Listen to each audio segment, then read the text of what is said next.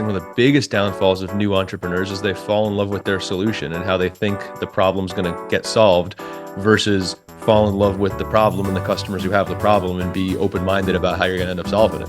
Welcome to Small Business Pivots, a podcast designed for small business owners. I'm your host, Michael Morrison, a small business coach and founder of Boss, where we make business ownership simplified so that you can create a business that runs without you. To learn more, go to businessownershipsimplified.com. Make sure to stay tuned until the end of this episode for my recap and Coach's Corner. In it, I'll challenge you with actionable steps that will significantly impact your business before our next episode. Our guest today is Matt Verlaque. After spending a decade in the fire department, Matt founded UpLaunch in 2016 and was the CEO through its successful acquisition in 2020. After his exit, he partnered with Dan Martell as the COO of SaaS Academy, the largest coaching and training program for B2B SaaS founders in the world. Inside of SaaS Academy, Matt oversees the Growth Accelerator program, where he coaches early-stage founders to find product market fit, hone their go-to-market strategies, and make their first few key hires in the business. Most recently, Matt has utilized his wealth of experience in the world of SaaS businesses to co-author the book, Software as a Science: Unlock Limitless Revenue Growth Without Losing Control. Outside of his work at SaaS Academy, Matt is a husband, father of 3 young boys, and spends most of his time reading, weightlifting, cycling, and running. Let's get to Matt now to learn the pivots he made to create a successful business that could run without him. All right, welcome to another Small Business Pivots. Today we have a special guest. Tell us your name, company. I've noticed that no one can say their name like you can. It's the smartest way to introduce someone I've ever heard. I'm definitely going to steal it. I'm glad to be here. My name is Matt Verlaque. I'm the Chief Operating Officer of SaaS Academy, where we train and coach software founders how to scale their companies. Fantastic. How long have you been doing this? I joined SaaS Academy in, I think, officially about 2 years ago. Okay. I was a coach with them prior to that, a client of theirs before that. I had another tech company that I founded that we sold in 2020. So yeah, it's been a journey. I started out life as a fireman and abruptly took a right turn and turned into a tech founder. And that Wow. was in 2017, and I haven't looked back since. So as a business owner or working in the business field, you're still putting out fires, right? Yeah, exactly. Some metaphorical ones. Yes. So I know a lot of business owners that are listening had challenges growing up. Could have been a trial or tribulation. I know for me, I was kidnapped by gunpoint by my biological father. That kind of set me in the trajectory of lack of self-confidence, things like that. So I know that I had to work on overcoming that. Anything like that that you can offer to small business owners? Because I know mindset is a big thing. Yeah, I mean, I don't know if I can. I don't have quite the story you have there. That's a tough one to follow.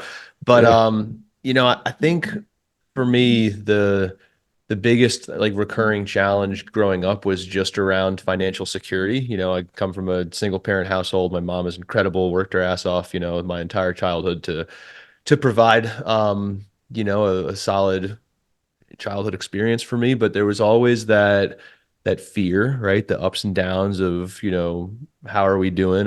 Do we have the security we need? Some years were good, some years were less good, Yeah. and so I think that it's an interesting paradox, because I feel like when you grow up in an environment where you have a deep need for security, it can, in some people, make you more risk averse, which flies in the face of some of the decisions that you might need to make to be successful as an entrepreneur. So, that's probably one thing that I was able to overcome relatively early in my life was, understanding how to take a calculated risk and, look at the downside and then make the decision and go. Because I think without that, you can fall into the paralysis analysis Yeah. trap and say, hey, I had a tough experience at this stage in my life, so now I'm going to project that every other decision I make might put me into the same experience, So I think it's definitely a belief to conquer there. So did you go to college? I always joke with my tech friends. I say I tried the free trial of college and didn't convert to a paying customer. I made it about my first year, and it was interesting.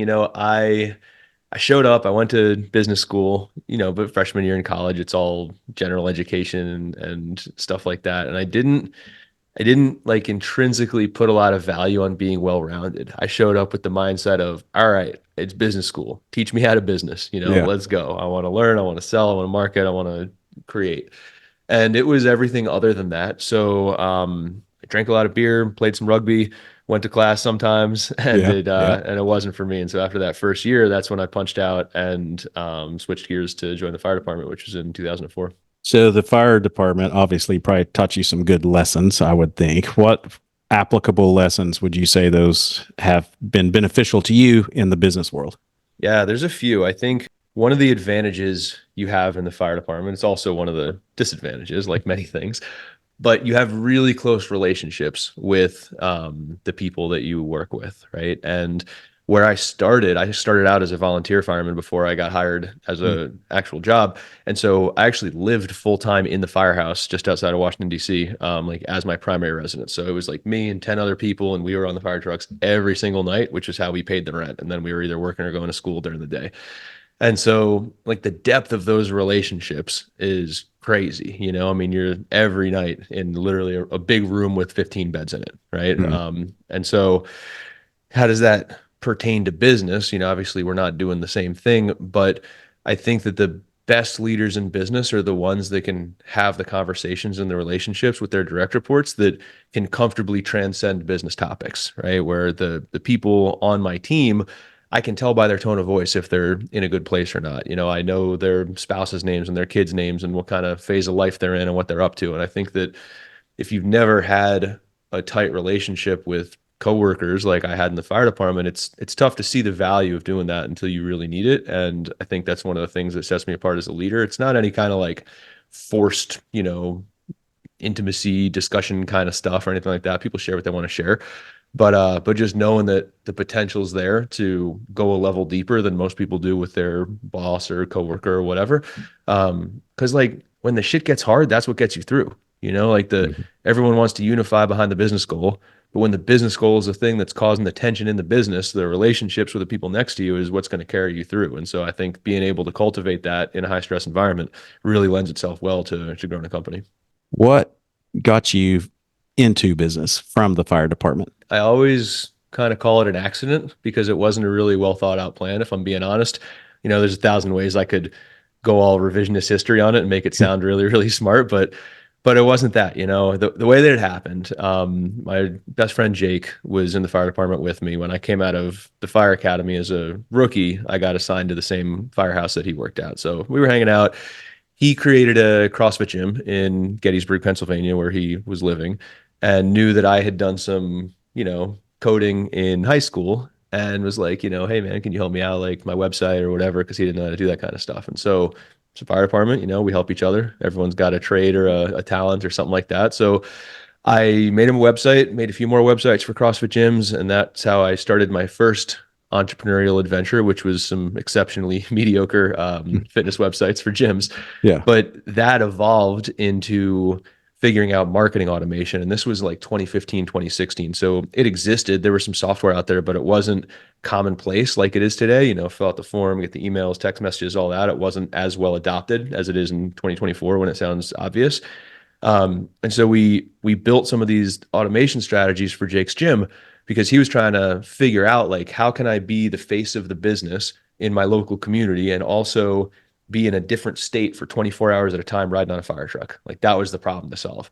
And as we cracked that, we realized that the stuff we built could help all sorts of gyms, right? And so that's how it started. We started putting together some strategies, gave them away on podcasts at first, then we started selling them, and that led us to pre-selling the software before we even wrote a line of code just to validate that there might be a business there, which led to us building the software. And then we eventually punched out of the fire department in 2017 once we got some traction. So it was just do the next right thing over and over again to just, keep looking under the rock and see what's in there. And Yeah. I mean, man, eventually I had two kids at the time, married, working probably over 100 hours a week between the firehouse and the software company. And eventually it was, I credit my wife. She was basically like, look, bro, I don't even care. I don't even care which job you do, but if you could just pick one of them, like that would Yeah. be awesome. So let me know what you decide. And so we went in on it.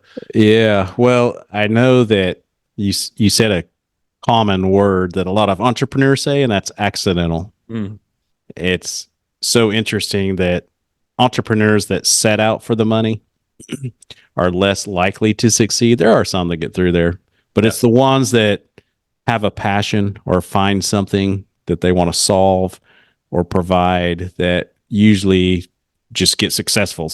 It pays off in different ways. Would you say that's what happened with you? Yeah, look, I think it's a downfall of many entrepreneurs. I think one of the biggest downfalls of new entrepreneurs is they fall in love with their solution and how they think the problem's going to get solved versus fall in love with the problem and the customers who have the problem and be open-minded about how you're going to end up solving it, right? It's like I don't have any data around this, but there's probably like an inverse relationship to how much effort you put into your business plan before you launch and how likely you are to succeed. Because the more you cling to the idealistic, version you cooked up in your head about how the business is going to work, like, none of it's going to work the way you thought Right. it would. Your first 17 attempts are all going to suck and it's not going to work and no one's going to buy it and they'll tell you they love it and then they don't give you a credit card or they show up for a month and it's not the way they want it and they quit or whatever your industry's version of that is. And so I think that the more you cling to how do I take this handcrafted plan that I spent 100 hours on and bring it to life, like it might not come to life, right? But you can solve a problem for a customer and be like, I don't really know what these people need yet, but I'm gonna go talk to them and figure it out and then go build that thing. Like that's the path. So yeah, I think you're right. I think, the more you fall in love with the way you think it's gonna be, the more likely you are to be disappointed in it. Being adaptable, I found, is something that's kind of an essential as a business owner. Yeah. A lot of startups will come to us. We do business coaching, consulting, and they'll come to us and they're already picturing 5 years from now what this business is going to look like. And I say, I don't want to, burst your bubble, but it's not going to look that way. I assure you. Yeah. It's funny Or it might for a still long look that way, but you're just not going to be successful. Yeah, or it might, I don't know. It's funny, I had this as my desktop background on my computer for a long time and it said goals in ink, plans in pencil, right? And so I think that there's a lot of value in figuring out where do you want to be from a revenue standpoint or a customer count standpoint, whatever your proxy for success is, but then making a meticulous plan, in my opinion, like it really loses its value when you go more than a quarter out, right? So it's like you got to know where you want to go, but how you get there, that's the journey. That's the fun. You get to go figure it out. Yeah. It's to be a lot less fun if you knew all the answers up front.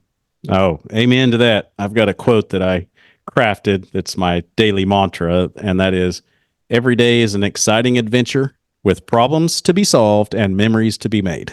I I mean, love that's that. just go into every day knowing that there's going to be a problem, and Yep. it sure makes things a lot easier. So I know a lot of business owners approach us also with business plans, and you mentioned that, so I'm going to bring it up. What are your thoughts on a business plan? Did you have one? Oh, hell no. Okay.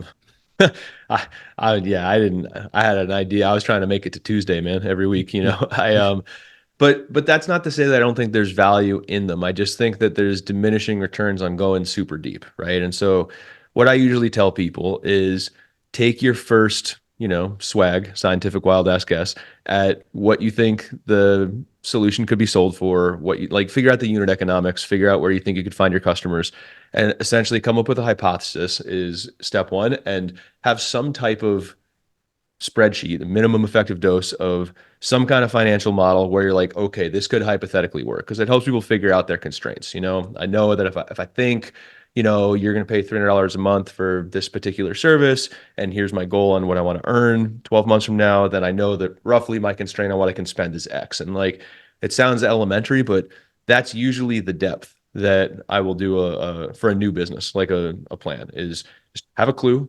What do you think you're going to sell it? What do you think it's going to cost? What do you want to make? How long do you think it's going to take? Who's the customer? Where can you find them? And then go validate that they have the problem, validate that they'll pay for it, validate it's valuable to solve the problem, et cetera, et cetera, et cetera, and go try to build it within the constraints you set out. Like I think that's enough. So I don't advocate running in blind, but man, some of these people are putting together like a PhD level thesis, 100 page. If it's got chapters, you've gone too far, right? Like just have an Yeah. idea, do some math, have a hypothesis, go prove it right or wrong. Man, that's usually where I keep it. I know it depends on the ask or the lending or the funding situation, but I don't even know that most banks even ask for a business plan anymore. So if that Yeah. kind of validates your answer.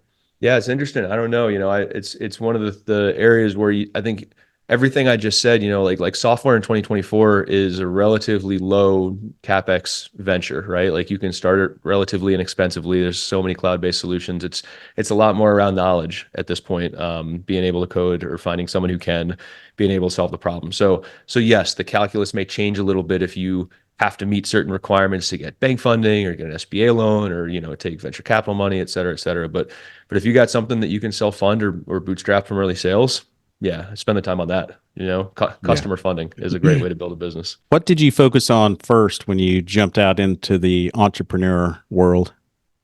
Survival. We so here's how we did it is we put together some of our content strategies that was essentially what the software was going to deliver. It didn't exist yet. We gave it away on a podcast, which was cool. About 1,000 gym owners downloaded it. So felt like that was a win.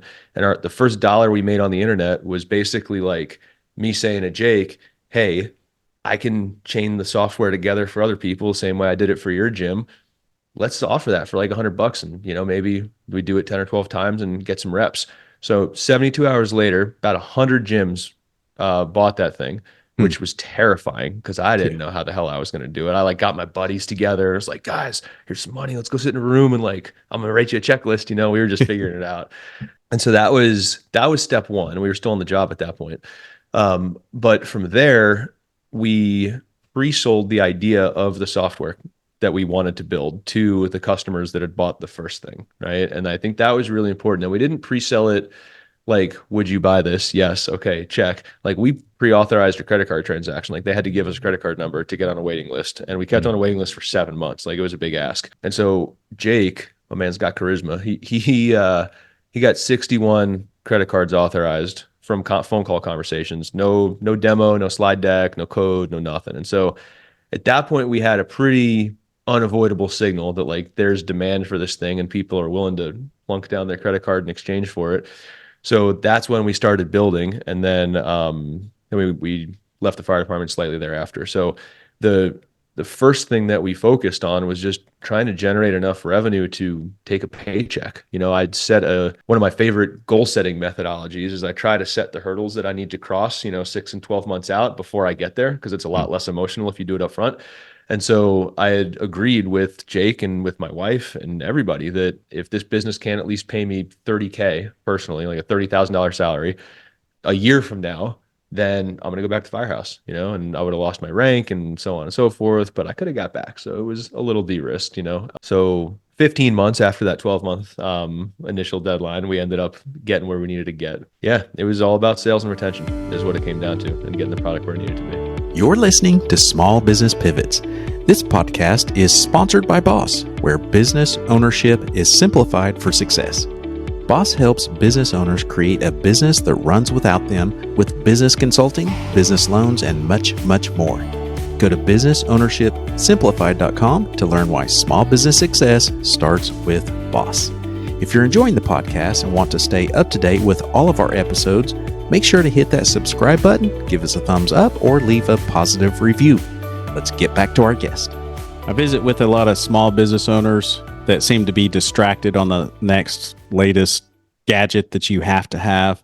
Yeah. And what you're sharing is you focused on sales. Like, I have to get revenue to generate this. And I think that's so critical that business owners hear, because I hear young startup entrepreneurs, and I don't mean young in age, I just mean young in business, where they're focused on YouTube videos, TikTok, social media posts, and it's like that stuff's not going to pay the bills. Yeah, unless it's your demand generation channel. Like if that's where your Right. customers hang out and you're using that as your sales funnel, then sick. But at the end of the day, I'm a nerd. I love math. There's a math formula for this. This is literally like the entire premise of the book that we're writing right now. Is there's only three things. If you run any type of business with recurring revenue, and even if you're in e-commerce, then it's just repeat sales drives your recurring revenue. But at the end of the day, there's only three things you can do, right? You can get more customers, you can keep them longer, and you can make them more valuable. Like that's the business. That's the whole thing. And there's a mathematical point at which the number of customers that you're losing, either because they quit your subscription service or they stop becoming repeat customers of whatever you're selling, that the number of people you're losing and the number of people you're selling to every month will eventually balance out. And that's how revenue plateaus take place. And so when you hit that point, ideally before you hit that point, the only three ways mathematically to get through it: sell to more people, keep the people you sell to longer, or increase the value to the business. Those are the only things. And so if you're early, and really doesn't even matter if you're early or not, all the time, like your decisions should generally be focused on which one of those three levers is the thing that I'm focusing on going to pull, right? And if it's not going to get you more customers, keep them longer, make them more valuable, then there's a really good chance it's a distraction and you might want to set it down. But I think the data is what helps you stay focused, honestly. I love that. I haven't heard those three put together like that. And so you said that's going to come out in your book. Yeah. The book's called Software as a Science. It's coming out probably late Q3 of this year. But yeah, the whole premise is simple. Like the creativity is what gets you started, right? Anyone who started a company know that. You got to throw a whole bunch of stuff at the wall, figure out what sticks, try some stuff. It's not going to work, like we were just talking about. That's cool, and you can get through a little bit of revenue that way, but it will stop. And the only thing that gets you through that initial, call it 10 or $15,000 a month in revenue, is a scientific approach to scaling your company. The creativity will get you started, but the scientific approach is what actually lets you scale into doing, 5 figures a month, 6 figures a month, 7 figures a month, and so on. So, and that entire approach is based on what we call the growth ceiling calculator, which is literally like it's a tool that we built that gives you a chart and a date of when you're going to hit that revenue plateau based on how many customers you're getting, how long are they staying, and what are they worth to you. Like that's the math. And then the rest of the book is just taking all of our frameworks from the coaching company that we've been running for the past 7 years on how to affect in a positive way each of those three levers and sharing it with the world. Does your software still cater to gyms only, or have you expanded? Yeah, so we sold that company in 2020. Okay. It was a very lucky thing. It was about 4 weeks before COVID destroyed the gym Wow. industry. So the company did a lot better as part of a larger group, right? Than it would have if it was just me and my 12 friends that were running it. So that was fortunate for the business and for us, obviously, as well. So yeah, they're still focused on gyms. So the company that acquired it, they're basically a fitness software aggregator. So they do a lot of work with YMCAs and JCCs in the nonprofit space. They do a bunch of like membership management stuff for martial arts studios, CrossFit gyms, other like independent fitness studios. So yeah, it's in different what I would call sub markets of the fitness space. There's a martial arts edition, there's like a Fit Pro Trainer edition, as well as the original like CrossFit focused edition. But yeah, it stayed within its sweet spot. And that was a lesson too, because man, we tried to branch out super early. We were trying to do photography and man, Mm. all this different kind of stuff. And that was when we were kind of in the hurt locker of that, year and a half where we were making $0, was because we tried to branch out way too far, way too fast instead of going deep on the market that we knew loved us. And there's a good lesson on focus in there too. That's a huge lesson. So, what were some pivots that you learned along the way? Because that's kind of what we address on this show. The overall message that I have coming out of that grind, that first year and a half, is that there's no shortcuts. Like you don't get to skip the parts of business you don't like Oof. if you want to win, right? I didn't particularly like doing sales, and the strategy reflected that our initial strategy was going to be, we're going to do this innovative thing where we're going to only sell through partners. We're going to bring these subject matter experts on. They're going to build their campaigns and our software, and they're going to go sell, and we'll do this rev share. And it's just, you can convince yourself of a lot of stuff on paper, right? And we make something look great on paper. And the reality was we were outsourcing all of the critical activities that we needed to do in order to survive. And it Mm. wasn't until I hired a business coach, which is now the company that I'm a co-owner in and that I run in SaaS Academy. I was a client there first.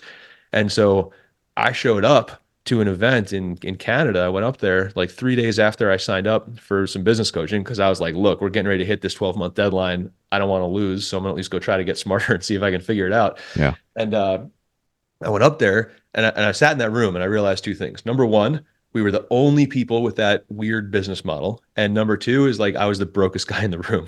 It's the only one not getting paid. So I said, Yeah. someone here is dumb, and I'm pretty sure I Yeah. know who it is. So we came home and changed everything. And so like not for nothing, but a lot of the times the way things are usually done are that way for a reason. And so I think you'd be really selective about where you innovate, like trying to build a business where you don't have to sell and you can outsource sales and marketing to other people. Well, like in hindsight, it sounds stupid, but we thought we were super smart at the time. And so I think, that was a huge pivot. I came home from that event and I was like, guys, we're changing everything. We're shutting down the photography thing. We like broke relationships with other partners that we had. One of them, we merged his business with ours because he was serving gyms, and we came all together and we said, only gyms. Let's go. Until we're making more than $1 million a year, I don't even want to talk about anything that's not a gym. Let's go. And it was 12 weeks after we made that decision where we rebuilt our marketing funnel, rebuilt our sales funnel, dialed in our demo process, figured out our activation, tightened up the language so it was just for gym owners, all that kind of stuff. And then we grew every single month, double-digit percentages until we sold the company. That was the unlock. And we even teach a framework on it. We call it the scaling credo, but and we didn't come up with it. It's, relatively, I feel like, common knowledge, but we call it the 5 1s, right? You have one product, one market, like one acquisition channel, one sales motion for 1 year. And just if you do those 5 things, it helps you keep the focus on and, stops you from punching out of a strategy before too early. So a lot of small business owners are hesitant of coaches consulting Yeah. for various reasons. I've not heard the same from anyone. What would you say the benefit is for a small business owner? You being a business coach, style. What would you say the benefit is? How does it work? And why would someone hire a business coach? Yeah. I always start this conversation by telling people what it's not.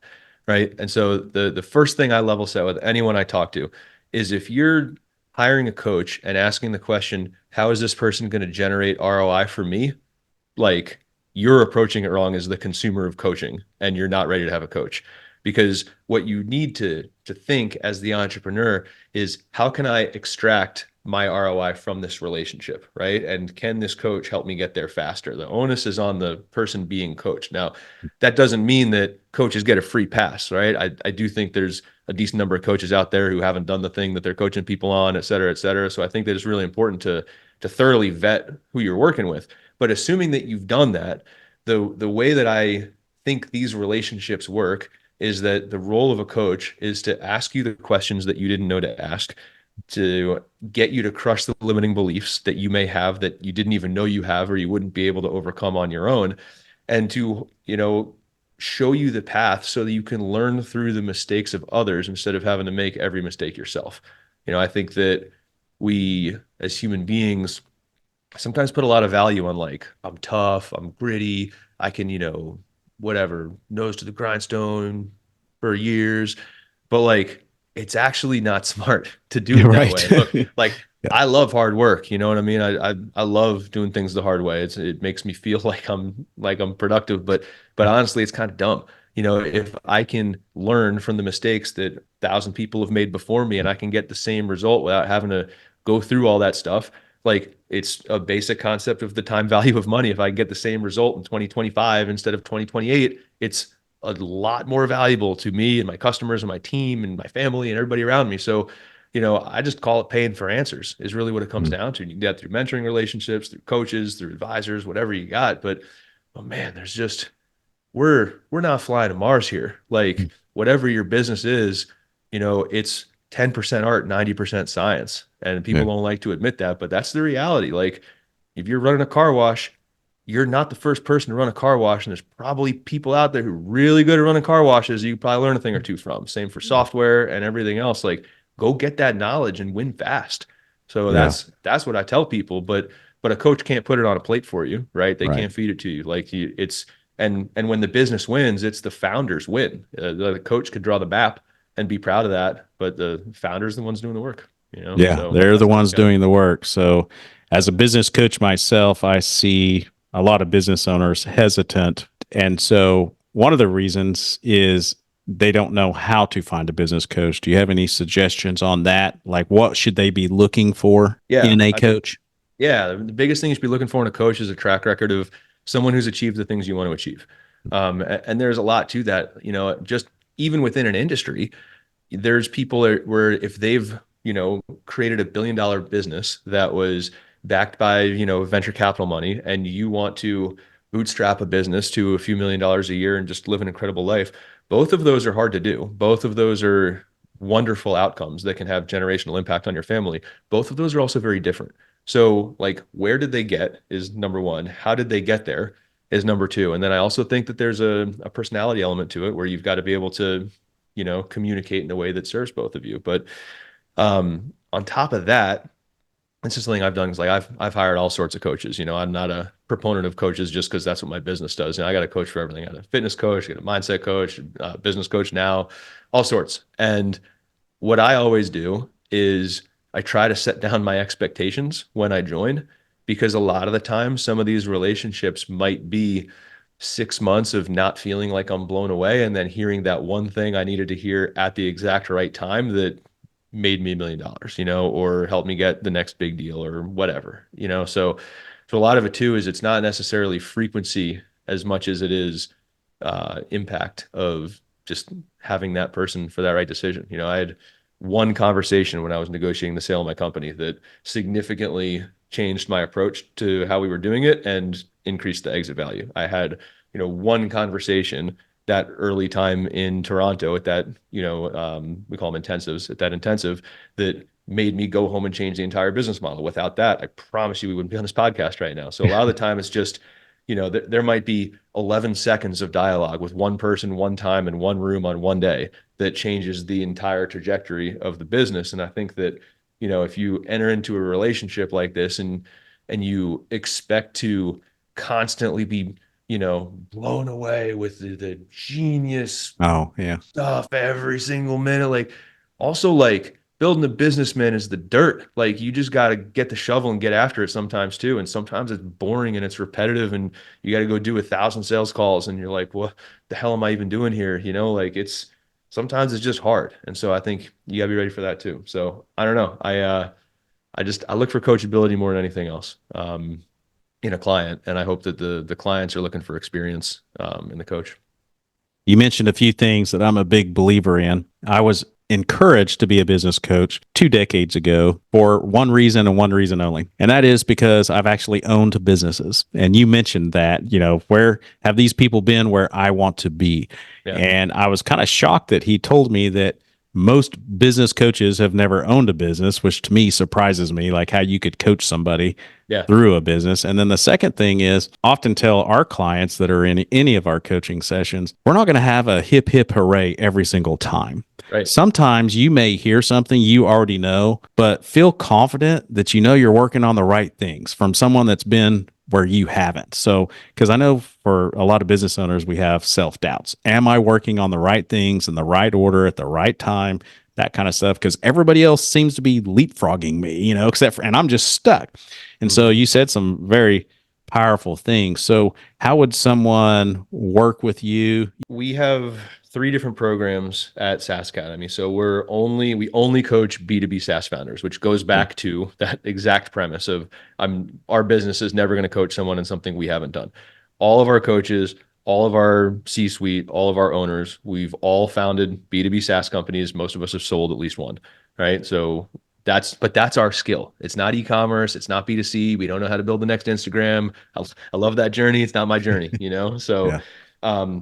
we only coach people who are doing that. So that's number one. Within that, we've got 3 different programs. We use revenue as our proxy for business maturity, right? So we've got an accelerator program, which is for people who are in the market but haven't yet crossed 10K a month in recurring revenue. And so we help them narrow down their customer, get their sales motion figured out, find product market fit. But that whole program exists just to graduate people into the academy, which is our primary program. That's the one that I joined as a client in 2018. So the academy is sick. Like you get paired one-to-one with an executive coach. So you work with the same person every single time, meet with them every few weeks. In addition to that, there's group calls, there's in-person events that you go to, like the one I went to in Toronto.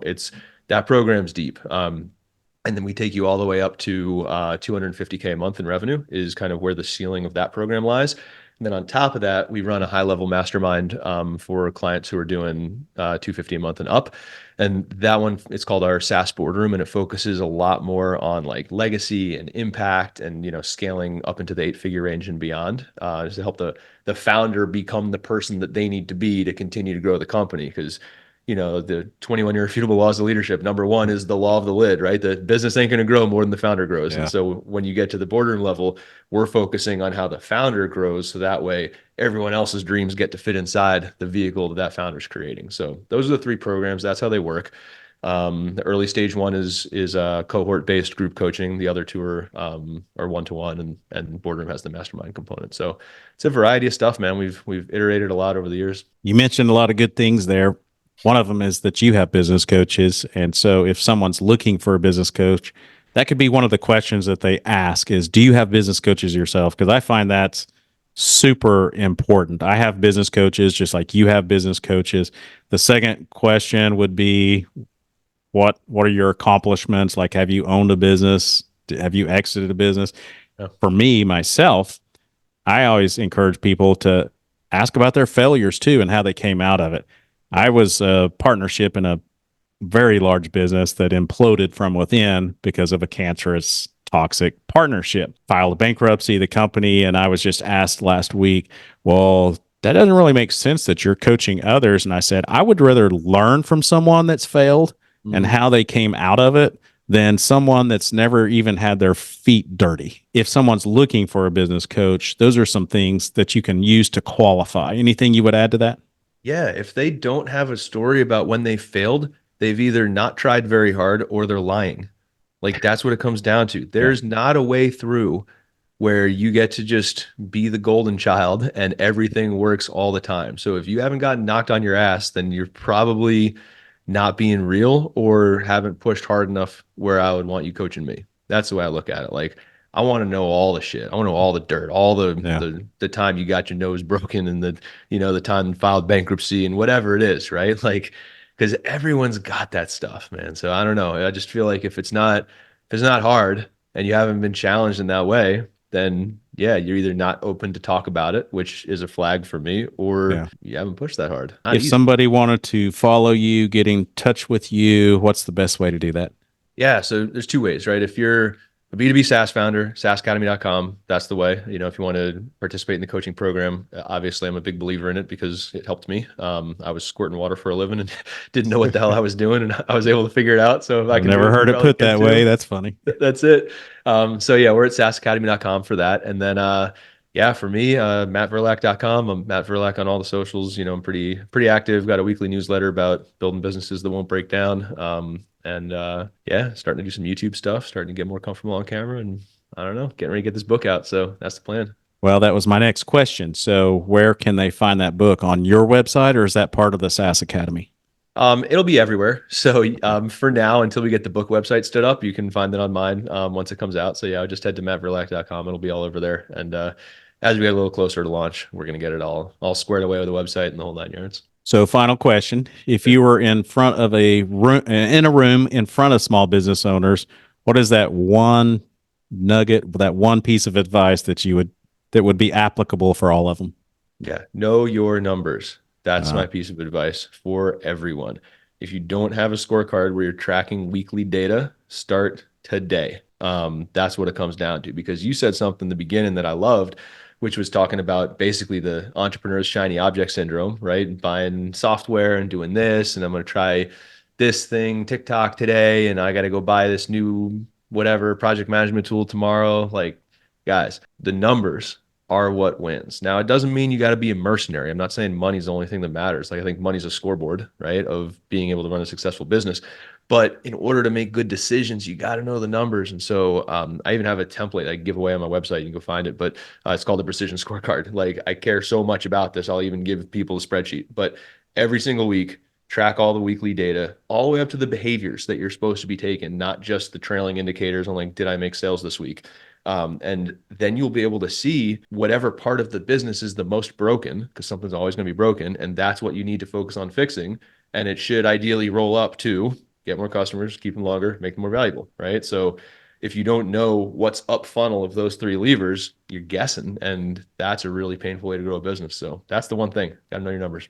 You're speaking gospel truth to me. I'm a big believer in financials and understanding your financials, your numbers, but you can't, for most business owners, I always remind them, you can't make good decisions without accurate, clear numbers. They have to be accurate too. You can't just be guessing.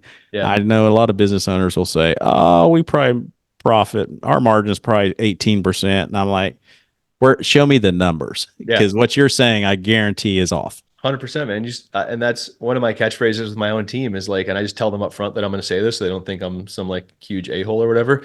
But I just tell them like, I'm always going to ask you to prove it. Like, tell me a thing.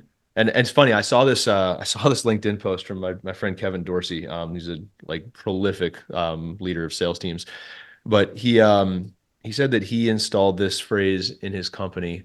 What was it? If you can't explain it, you can't claim it. Ooh, right. So like if something was going well and they're like, oh yeah, close rates are up 20% this week. Why? And they're like, shit, I don't know. Well then cool. Don't care. You know? And so, yeah, I can't claim that one. That was KD, but it's a good one. You got to have the numbers that track the behaviors. You can figure out what you changed. You know, it is a scientific method at the end of the day. So got another. You said you have a newsletter. Do you have a podcast? You mentioned that earlier. Yes. SaaS Academy's got a podcast as well. So my business partner, Johnny, and I co-host it. Okay. And so it's a little bit of Johnny and I riffing and answering questions from some of our clients, but then we're also doing a lot of guest stuff like this. We're bringing on the best leaders in SaaS to get their brains cracked open and out there for the world. So it's on the SaaS Academy website. It's literally called the SaaS Academy podcast. We're on Apple and Spotify and YouTube. So yeah, we're hitting it on all fronts, man. Very cool. Well, as a business coach myself, I encourage all of our listeners to go follow you, listen to your podcast, grab your newsletter. Our coaching methods align, and those are true because they work. Just different styles, different industries. But I encourage everybody to go follow you. So I appreciate your time today. You've been a wealth of knowledge, and we'll see you around soon. Yeah, thanks, man. Appreciate it, man. Take care. Welcome to the Recap and Coach's Corner, where I recap the overall theme of our episode today and then challenge you with one actionable task aligned with what we learned that will move the needle in your business. Today we learned that success in business isn't just about having a plan. It's about staying adaptable, understanding your customers, and embracing the journey with resilience. I love how Matt shared how a game changer in your business could simply be shifting your strategic focus to your customer's focus rather than your company focus. I know, a mouthful. Matt shared that a common problem holding most business owners back is that they are too focused on the solutions they want to provide their ideal prospects versus focusing on the problems their ideal prospects actually have. In order to know what that is, you must have a plan.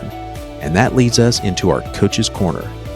In our Coach's Corner, I'm challenging you to take one action on your business that could lead you to moving the needle in your business. Review your company plan and ensure it's not just a rigid blueprint as we talked about, but a living document that can pivot with the changing landscape.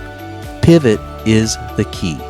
As business coaches, we see way too many business owners make a 1 to 5 year plan and never pivot from it, leaving them frustrated because they are not making headway. The nothing changes if nothing changes quote is very applicable here. So after reviewing your plan, you'll discover one of the following. 1, you need to make your plan less rigid and more adaptable.